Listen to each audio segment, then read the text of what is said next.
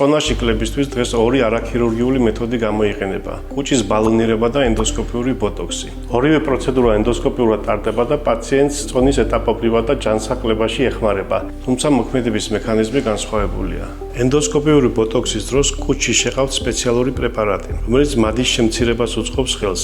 შედეგად პაციენტი ნაკლებ საკვებს იღებს და წონის კლების პროცესი უფრო მარტივად მიმდინარეობს. კუჭის ბალონირების დროს კი კუჭი თავსდება სპეციალური გასაბერი ბალონი, რომელიც დანაკლების შეგრძნებას ახანგრძლივებს და დიდი რაოდენობის საკვების მიღებას ზღუდავს.